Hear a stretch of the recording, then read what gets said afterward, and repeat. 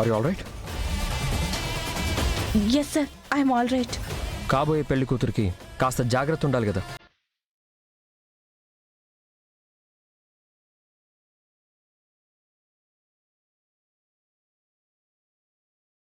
నన్ను కాబోయే పెళ్లి కూతురు అంటాడేంటి? ఏ మాకు తెలియకుండా నీకు కూడా సంబంధం కుదిరిందా? చచా, అలాంటిదే లేదు. మరి సార్ ఎందుకే అలా అన్నారు? నాకే తెలియకుండా నేనెప్పుడు పెళ్లి కూతుర్ని కాబోతున్నానే? అసలు నాకేం అర్థం కావడం లేదు. మరి బాగా తెలిసినట్టు అలా అన్నారేంటి? అసలు నేను కాబోయే పెళ్లి కూతురేంటి రామలక్ష్మి? అదే కదా కాబోయే పెళ్లి కూతురు. సార్ నన్నంటున్నారేంటి? నాకు అర్థమైతే కదా నీకు చెప్పడానికి. దా క్లాస్కి వెళ్దాం.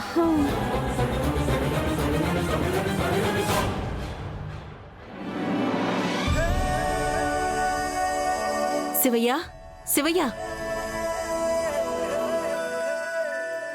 చెప్పదునా? పెళ్లికి ముహూర్తాలు పెట్టుకోబోతున్నాం. దగ్గరుండి పనులన్నీ చూసుకోవాలి. మీ అన్నయ్య ఒక్కరే అన్నీ చూసుకోలేరు కదా. ఆ విషయం నాకు చెప్పాలా వదినా? అన్నయ్య అలా నిలబడితే చాలు, అన్నీ దగ్గరుండి నేనే చూసుకుంటాను. ఇప్పుడంతా మంచి ముహూర్తాలుంటాయి. చాలా పెళ్లిళ్ళు జరగబోతుంటాయి. అప్పటికప్పుడంటే పెళ్లి మండపం, మేళతాళాలు, వంటవాళ్లు దొరక్కపోవచ్చు. ముందే ఓ మాట చెప్పి పెట్టుకుంటే మంచిదని. ఆ పని మీదే వెళ్తున్నాను వదినా. మన ఇంట్లో పెళ్లికి ఏ ఇబ్బంది రాకుండా ఒక 10 రూపాయలు ఎక్కువ ఇచ్చాయినా అందరినీ మాట్లాడొస్తాను. అవునా? ఉమ్, ఆ మాట చెప్దామని పిలిచాను. చూడొదినా, మన ఇంట్లో జరగబోయే మొదటి శుభకార్యం. అన్నయ్య గౌరవానికి మాట రాకుండా ఘనంగా జరిపిద్దాం వదినా. అలాగేనయ్యా.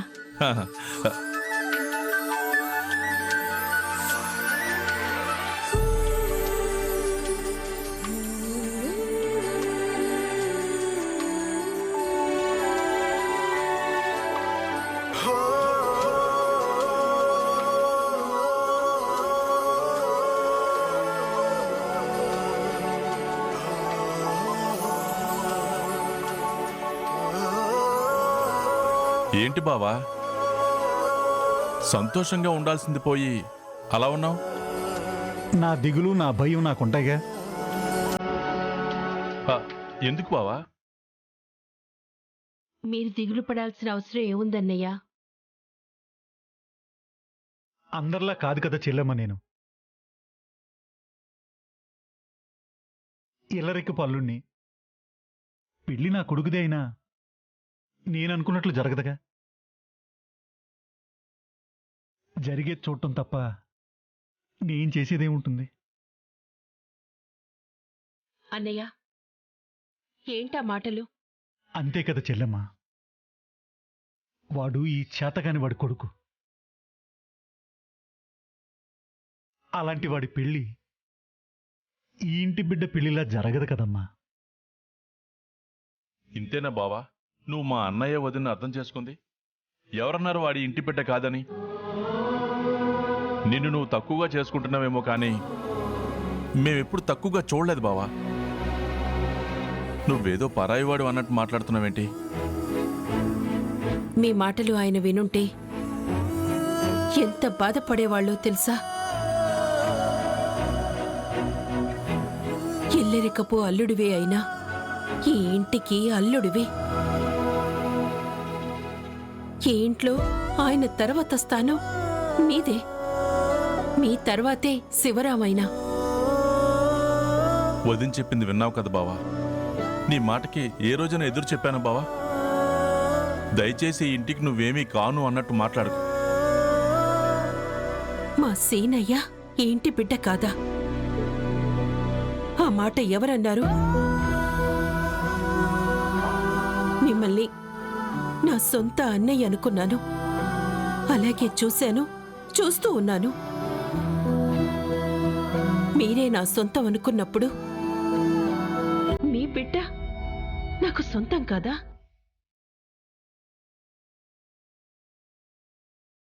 నా మేనల్లుడి పెళ్లి ఎలా జరిపిస్తానో అలాగే జరిపిస్తాను.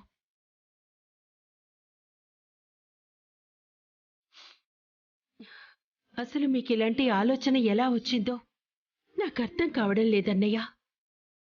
ఎంత గుడిలో ఉన్నా పూజారికుండే ధైర్యం భక్తుడికి ఉండదు కదా చెల్లెమ్మ. మీ మంచి మనసులు నాకు తెలుసమ్మా.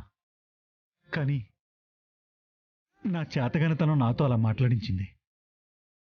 మిమ్మల్ని బాధ పెట్టుంటే క్షమించండి. ఊరుకో బావా. కొడుకు పెళ్ళి అనగానే అది చెయ్యి ఇది చెయ్యి అని చెప్పాల్సింది పోయి ఈ మాటలేంటి? సీను పెళ్ళి నీకు ఎలా చెయ్యాలనిపిస్తే అలాగే చెయ్యి. అన్నయ్య, నువ్వే ముందుండి పెళ్లి జరిపించు. శివయ్య వెనకుండి అన్ని చూసుకుంటాడు. పెళ్లి ఇష్టం లేదని చెప్తుంటే వీళ్ళు పెళ్లి గురించే మాట్లాడుతున్నారు. ఇది జరగదు అని చెప్పేస్తాను. ఆగోదినా, ఇప్పటిదాకా నటించాను, ఈ పెళ్లి నాకిష్టం లేదని చెప్తావా? పెళ్లికి ముహూర్తాలు కూడా పెడుతుంటే ఇంకా నటించమంటావా? నా వల్ల కాదు. వదినా, ముహూర్తాలే పెట్టుకుంటున్నారు, పెళ్ళేం జరగట్లేదు. ఇప్పుడు గాని నువ్వు బయట పడ్డావంటే ఆ పెళ్ళి ఆపే అవకాశమే లేకుండా నేరుగా పెళ్లి జరిపించేస్తారు. ముహూర్తాలు పెట్టినా పెళ్లి చెడగొట్టడానికి ఆ ముహూర్తం వచ్చే వరకు మనకి టైం ఉంటుంది. ఆ లోపు ఏదో ఒకటి చేసి చెడగొట్టొచ్చు. అప్పటిదాకా దయచేసి నువ్వు తొందరపడద్దు. పద. అన్నయ్య, నువ్విలాంటి పిచ్చి పిచ్చి ఆలోచనలు మనసులోంచి తీసి పెళ్లి పనులు చూడు. రా పద్మా, మన సీనయ్య పెళ్లి గురించే మాట్లాడుకుంటున్నాం. విన్నాను. వదినా, బయట పడుకో, కాస్త నవ్వుతూ మాట్లాడు. పద్మా, పెళ్లికి ముహూర్తాలు అనగానే హడావిడి చేస్తావనుకుంటే నువ్వేంటిలా ఉన్నావు?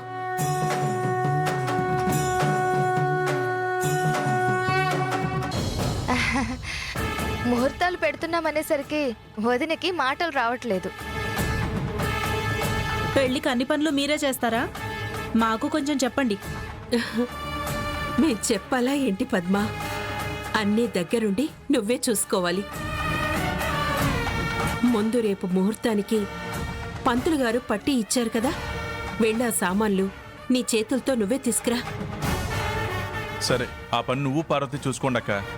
మిగిలిన పనులు నేను బావ చూసుకుంటాం. జానకి, అదిగో మీ అన్నయ్య ఎందుకో పిలుస్తున్నారు. మీరు వెళ్ళి సామాన్లు తీసుకురండి. నేను అలా బయటికి వస్తాను.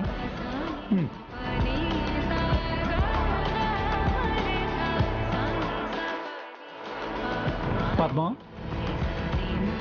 కొడుకు పెళ్ళంటే ఫీజు పోయిన బల్బులా ఆ ముఖమేంటే? నా మొహానికే. ఏమే, ఆ ముఖానికి పౌడర్ పోయటం కదే, కాస్త నవ్వు కూడా పోయివే. అబ్బా, పద్మం నవ్వితే పద్మం వికసించినట్టు ఉండాలి. గాడిద ఓండరించినట్టు, గుర్రం అని సకిలించినట్టు ఉండకూడదు.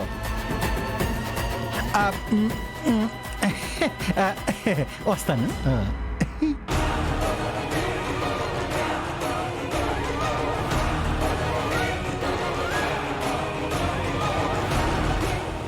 ఏం చెయ్యాలి? ఎలా ఆపాలి? ఏంటండి రమ్మన్నారు? ఈ డబ్బు నీ దగ్గర ఉంచుకో జానకి.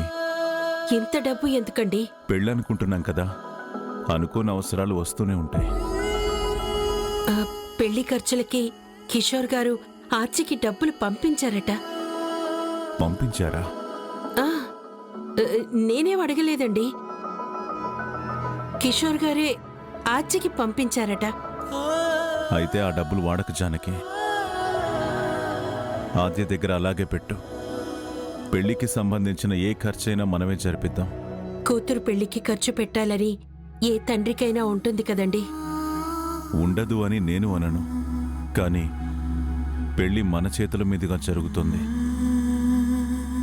ఆడపెళ్లి వాళ్లమైనా మగ పెళ్లి వాళ్లమైనా మనమే కదా. ఆద్య కూడా మన బిడ్డ లాంటిదే. మన బిడ్డ పెళ్ళైతే మనం ఖర్చు పెట్టమా ఏంటి? మన ఇంట్లో జరగబోయే మొదటి శుభకార్యం కదా ఇది, ఘనంగా జరిపించాలి. ఆద్యకి నగలేమైనా చేయించాలనుకుంటే చేయించు. ఏం కావాలనుకున్నా ఆలోచించకుండా ఖర్చు పెట్టు. మరి కిషోర్ పంపించిన డబ్బులు? వాటి గురించి మర్చిపో జానకి. పెదనాన్న పెదనాన్న అంటూ ఆద్య ఈ ఇంటి బిడ్డ అయిపోయింది. మన బిడ్డ పెళ్లికి మనం కాకపోతే ఎవరు ఖర్చు పెడతారు? లేని అమ్మని నీలో చూసుకుంటుంది, దూరంగా ఉన్న నాన్నని నాలో చూసుకుంటుంది. అలాంటప్పుడు పిలుపుకే కాదు, ఆ స్థానానికి న్యాయం చేయాలి కదా. తీసుకో.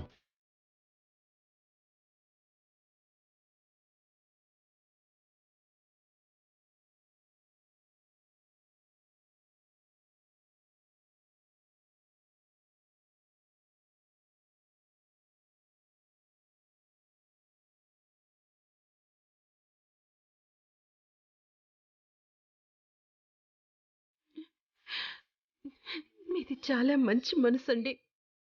నాదే ఉంది. నాలో సగమైనప్పుడు ఆ మనసు నీదే కదా జానకి. మీ అంత గొప్పగా నేను ఆలోచించలేనండి. ఇది గొప్పతనం కాదు జానకి, బాధ్యత. అమ్మ అని ఎవరు పిలిచినా ఆ బిడ్డని చేతుల్లోకి కాదు, గుండెల్లోకి తీసుకుంటుంది తల్లి. అలాగే నాన్న అని పిలిస్తే ఆ బిడ్డని భుజానికి ఎత్తుకోకుండా ఏ నాన్న ఉండగలడు చెప్పు? ఆద్య రానంత వరకు మనకి ఒకే బిడ్డ. ఆద్య వచ్చాక మనకి 2 బిడ్డలు. అందుకే ఇది మన బిడ్డ పెళ్ళి, మనమే ఘనంగా జరిపించాలి. అంతే.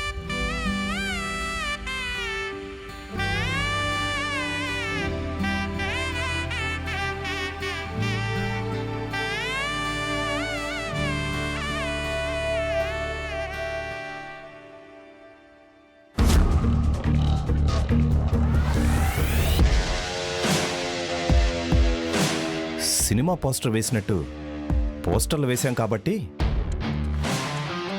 రామలక్ష్మికి నాకు ఫుల్ పబ్లిసిటీ వచ్చి ఉంటుంది. ఇప్పుడు మనం చూసిన వాళ్ళు ఎవరైనా అదిగో రామలక్ష్మి కాబోయే భర్త వచ్చాడు అంటారు. రామలక్ష్మి, నేను బయట ఉంటే నువ్వు లోపల ఉంటే ఎలా? అందరూ చూసి అదిరిపోయే జోడి అనుకోవాలి కదా.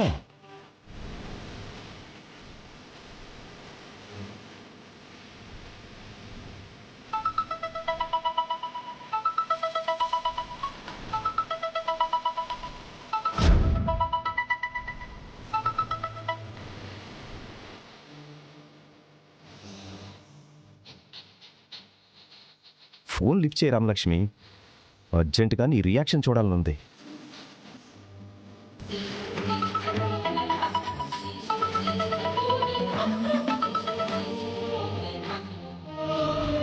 ఏంటి ఫోన్ తీయట్లేదు? ఇంతవరకు ప్రిపేర్ అవ్వండి, మిగిలింది రేపు కంటిన్యూ చేద్దాం. వస్తాను. Okay madam. పోస్టర్ దెబ్బకి వాడి ఫోన్ తీయకూడదు కానీ నా ఫోన్ తీయకపోవడం ఏంటి?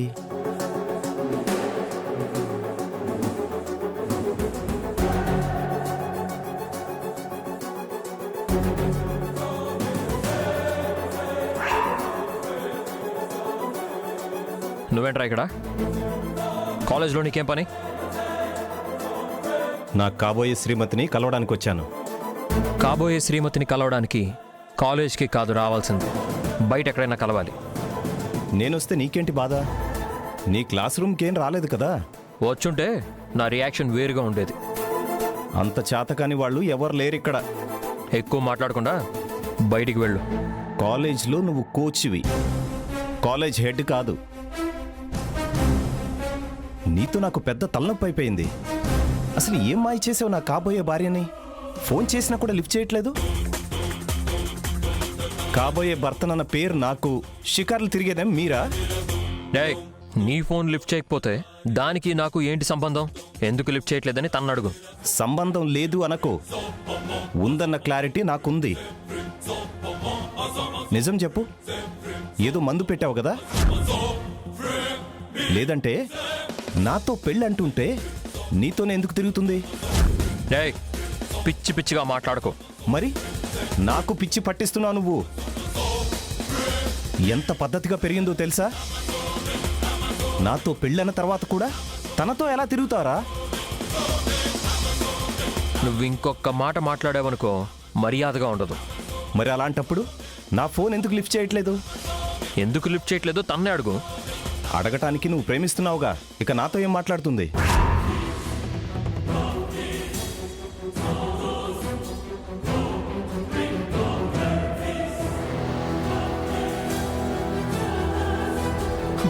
అసలు ఎవరి గురించి నువ్వు మాట్లాడేది?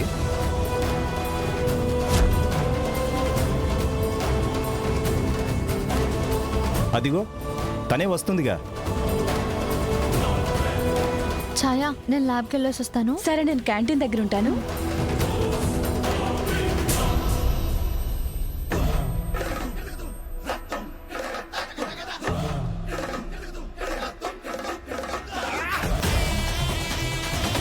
ఎవరో నీకు తెలియకపోతే కదా. ఇప్పుడు మీరు మాట్లాడుకుంటుంటే నేను చూసి ఫీల్ అవ్వాలా?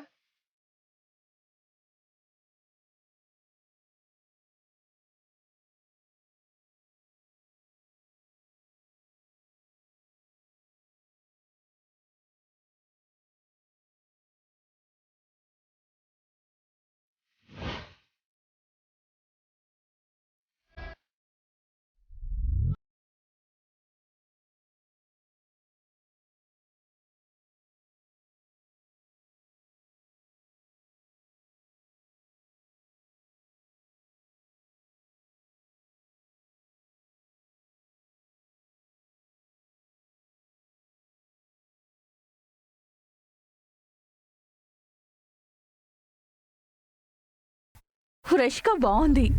నువ్వు చేసేది బాగుందా అంటున్నాను. క్యాంటీన్లో సమోసాలు నేనెందుకు చేస్తాను సార్? అయినా నాకు సమోసాలు చేయడం రాదు కదా. నేనేం అడుగుతున్నాను, నువ్వేం చెప్తున్నావు? అంటే అంటే మీరు అడిగేది సమోసా గురించి కాదా? వాడి గురించి మాట్లాడుతున్నాను. వాడా? వాడెవడు సార్? నీ కాబోయే భర్త. వాడికి ఎంత చెప్పినా అర్థం కాదేంటి? నీకు నాకు మధ్య ఏదో ఉందంటాడు. ఏం మందు పెట్టావంటాడు. పిచ్చా వాడికేమన్నా? సార్, అసలు ఏం జరిగింది సార్? వాడికి నేను క్లియర్గా చెప్పాను. అయినా మళ్ళీ వచ్చి మనిద్దరం కలిసి తిరుగుతున్నాం, మన మధ్యలో ఏదో ఉందని వాగుతున్నాడేంటి? మన మధ్య ఏముంది సార్? ఆ మాట నాకు కాదు, వాడికి చెప్పు. ఇలాగే పిచ్చి పిచ్చిగా వాగితే కాళ్ళు చేతులు విరగ్గొడతాను. తర్వాత నువ్వే బాధపడాలి. అసలు మన గురించి ఎవరు సార్ మాట్లాడింది? నీకు కాబోయే భర్త అని చెప్తుంటే అర్థం కావట్లేదా నీకు? అసలు వాడు ఏం చూశాడో, మన మధ్య సంబంధం ఉందని ఎందుకు అంటున్నాడో నాకు అర్థం కావట్లేదు. ఈరోజు ఉదయం నువ్వు మెట్ల మీద నుంచి పడిపోవడం చూసి అలా అనుకుంటున్నాడా? లేక మనం ఇలా మాట్లాడడం చూసి అనుకుంటున్నాడా? వాడి కంటికి ఎలా కనిపిస్తున్నాను నేను? కోచ్ని అనుకుంటున్నాడా? ఈ కాలేజ్ స్టూడెంట్ని అనుకుంటున్నాడా? కనీసం నువ్వైనా వాడికి అర్థమయ్యేలా చెప్పాలి కదా, మా మధ్య ఏమీ లేదు, మా సార్ అలాంటి వారు కాదు అని. అసలు మన మధ్య ఏముంది సార్? అదే చెప్తున్నా, వాడికి అర్థం కావట్లేదు. చూడు, నీకు నచ్చితే పెళ్లి చేసుకో, లేదంటే వదిలే. అది నీ ఇష్టం.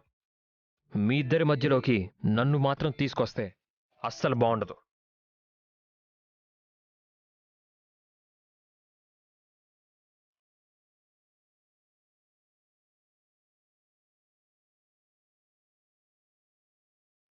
ఛాయా, ఏంటి సమోసా తినకుండా ఏంటి ఆలోచిస్తున్నావు? ఆ కన్నీళ్ళేంటి? సమోసా నచ్చలేదంటే? నీ సార్ వచ్చి ఇప్పటిదాకా తిట్టిన తిట్టు తిట్టకుండా వెళ్ళాడే. నిన్ను తిట్టారా? ఎందుకు? వాడెవడో నా గురించి మాట్లాడాడంట. వాడెవరు? అది చెప్పకుండా మీకు నాకు మధ్య ఏదో సంబంధం ఉందంటున్నాడు. ఏముంది, ఎందుకలా వాగుతున్నాడు అంటున్నాడు.